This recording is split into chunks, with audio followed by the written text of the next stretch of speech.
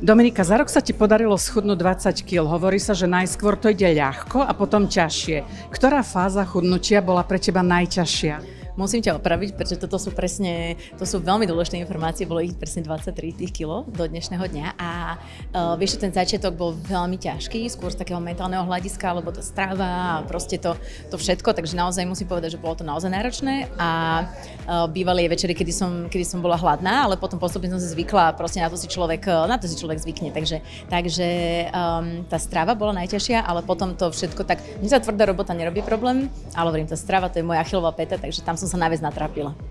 A už teraz ten tvoj jedálniček je taký, že už si zvykla a vieš ho dodržiavať? Presne tak.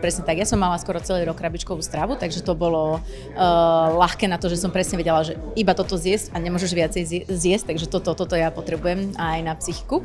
Takže mne to veľmi, veľmi dobre robilo a paradoxne ten začiatok bol najťažší v tej strave a potom, jak som mi strkala žalúdok, tak to bolo ľahšie a ľahšie. Takže vlastne teraz už, keď si niečo ťažké dám, tak už mi aj je z toho poriadne ťažko, takže má to svoje výhody. Do akej miery ti vlastne pomohlo cvičenie a do akej strava? Koľko si schudla, povedzme, práve úpravou jedálnička? Presne tá úprava jedálnička bola strašne dôležitá a na začiatku je taká tá najdôležitejšia pre mňa, takže ja som za prvý mesiac som dala 3,5 kg, čisto iba na tej stráve dole, takže ja hovorím, na tom začiatku to ide rýchlejšie dole samozrejme a potom sú také rôzne vlny, takže tá stráva na začiatku a potom takéto ľahké cvičenie a potom postupne už som išla do tých tréningov, ktoré som mala vlastne vypracované môj kondičným trénerom.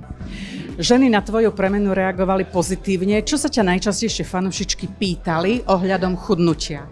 Fúha, bolo tam toho veľmi veľa otázok, práve preto som sa aj rozhodla, že poďme rýchlo konať, začneme pracovať na mojej fitness aplikácii, pretože mali strašne veľa otázok ohľadne strávy, cvičenia, ako cvičím, ako často cvičím, do aké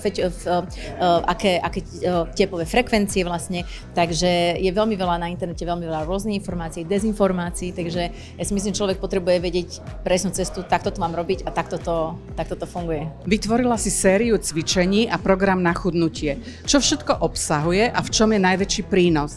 Tak je to veľmi, ja si myslím, že to nie je obyčajná aplikácia, je to presne také moje osobné posolstvo a je to proste moja osobná skúsenosť vlastne.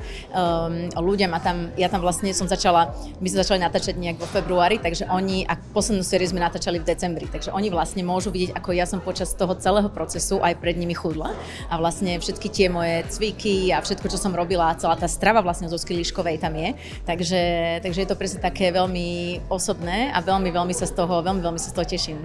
Dosiahla si level, s ktorým si verím tomu, že spokojná. Ako bude vyzerať ďalej tvoja cvičebná rutina a životný štýl? Áno, presne o to ide, že vlastne človeku sa to má dať pod kožu a proste musí ho to začať baviť a presne o tom aj tá apka začíname veľmi pomaličky, aby som hneď nezničila ľudí na začiatku, takisto presne ako ja som začínala, takže vlastne tým, že som aj bola väčšia, som nemohla tak tvrdo trénovať, lebo by som sa zničila, zranenia, rôzne také veci, takže naozaj postupne začíname pozvolna a verím, že potom na konci je to taký polročný, je to 6-mesačný program, začíname tam s týmto 6-mesačným programom a verím, že každý, kto sa dostane do konca, tak proste pocíti na sebe, že tá kondícia išla hore a už to začne baviť.